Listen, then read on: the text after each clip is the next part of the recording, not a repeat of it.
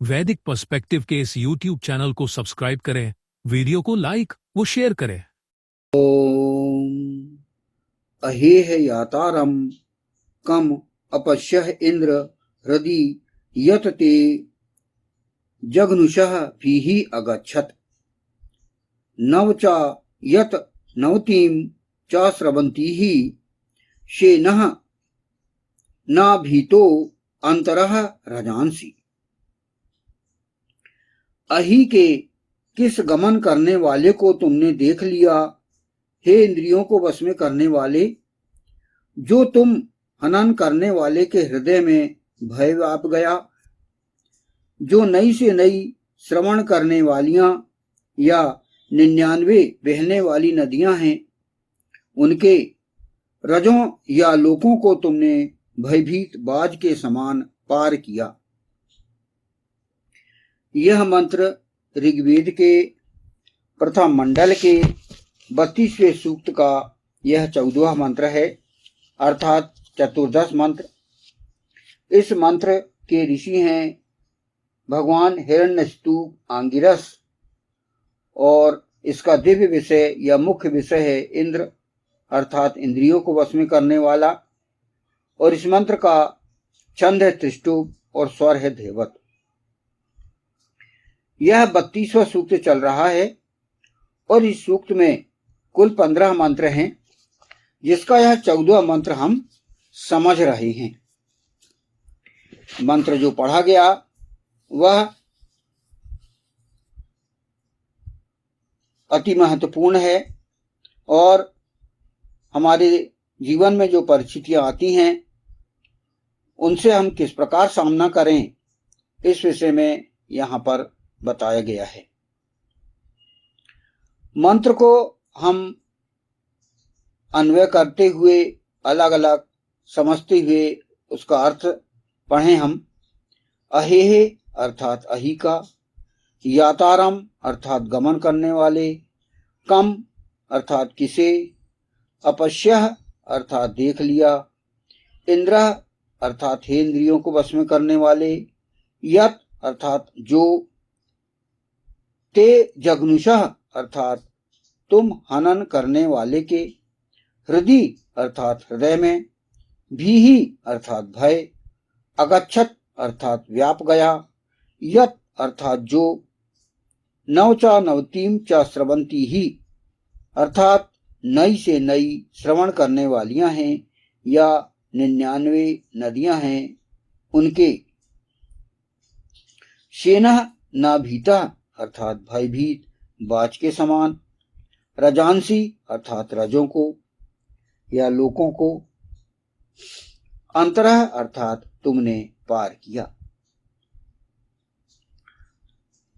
इस मंत्र में पिछले 13वें मंत्र से रिलेटेड व्याख्या चल रही है और इसका प्रथम फुटनोट यहाँ पर हम समझते हैं।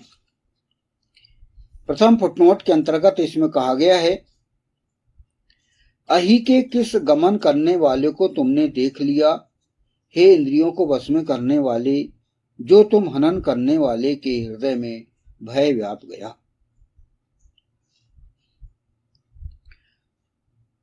अहेह यातम कम अपश्यः इंद्र हृदि ते जघनुषः भीहि अगच्छत्। यहाँ पर इस मंत्र की यहाँ पर व्याख्या की गई है। यहाँ पर इस मंत्र में कहा गया है, इस व्याख्या में, मंत्र के इस भाग में, इंद्रियों को वश में करने वाले अर्थात ईश्वर के आज्ञाकारी को किसी दुष्ट व्यक्ति से किसी भी प्रकार भयभीत होने की आवश्यकता नहीं है। इस मंत्र में यही बात ईश्वर या ईशान परमात्मा द्वारा समझाई जा रही है कि सर्वशक्तिमान और सर्वज्ञ के आज्ञाकारी जो स्वयं हनन करने वाला है, यदि उसके हृदय में भय व्याप्त हो जाएगा तो दुष्ट उससे भयभीत नहीं होंगे। व्यक्ति को इतना शक्तिशाली और निडर बनाना है कि दुष्ट उससे हमेशा भयभीत रहें। अतः इस हेतु निरंतर ऐसे प्रयास किया जाना आवश्यक है ऐसी व्यवस्था स्थापित किया जाना आवश्यक है कि दुष्टों का मनोबल निरंतर क्षीण हो तथा वे भयभीत होकर दुष्टतापूर्ण कार्य न कर सकें। ईश्वर या ईशान आज्ञाकारी को पूरी तरह भय मुक्त होना चाहिए। तो हमने यहां पर देखा कि जो दुष्ट व्यक्ति होते हैं उन्हें दुष्टतापूर्ण वो जो कार्य करते हैं तो उनको हम कंट्रोल करें, और यदि वे किसी प्रकार भय व्याप्त कर दिए हों तो व्यक्ति को निडर बनना है, और ऐसा जो इंद्रियों को वश में करने वाला है उससे दुष्ट भयभीत हो।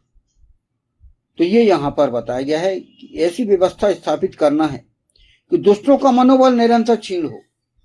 दुष्ट हमेशा उनका बढ़ ना पाए, वो सर ना उठा पाए और भयभीत होकर वे अपने आदतों को छोड़ दें। जो दुष्टतापूर्ण जो कार्य करते हैं वो अपने उस कार्य को छोड़ दें।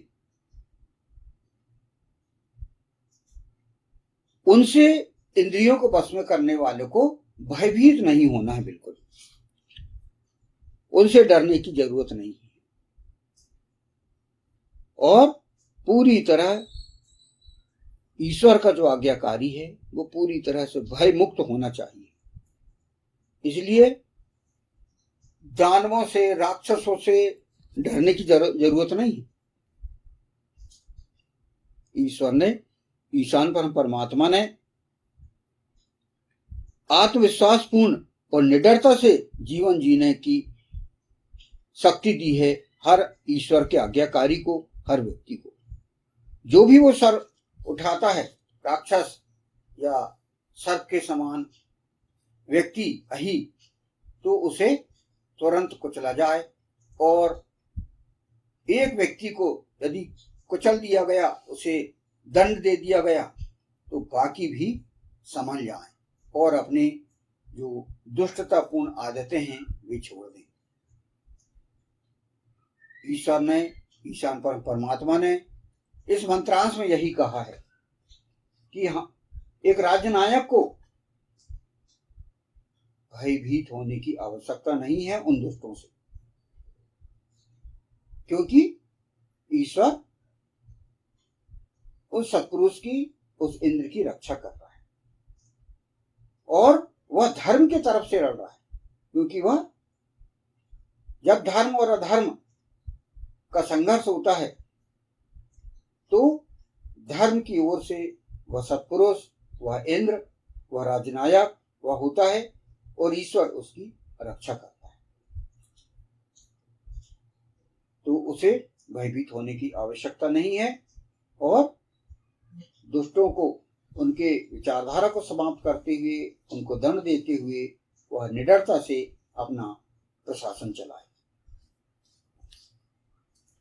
इसका द्वितीय फुटनोट है, आगे बताया गया है, जो नई से नई श्रवण करने वालियां या 99 बहने वाली नदियां हैं, उनके रजों या लोगों को तुमने भयभीत बाज के समान पार किया। नवचा यत नवतीम च स्रवंती ही चेनो नाभि तो अंतरो रजांसी। इस मंत्रांश में की व्याख्या यहां पर की गई है। इंद्रियों को वश में करने वाले अश्व पुरुष को नई से नई श्रवण करने वाली दुष्ट वृत्रों की औरतों के रजों को पार करने वाला बाज बनना होगा। अगर वह भयभीत बाज रहेगा तो वह ना उसका हृदय जीत पाएगा, ना उन्हें प्रजनन कर्मों में जीत पाएगा। भय व्यक्ति की शक्ति पर हावी होकर उसे शक्तिहीन कर देता है। ऐसा व्यक्ति ना ठीक तरह से युद्ध कर सकता, ना ही ठीक तरह से प्रजनन कर्म कर सकता।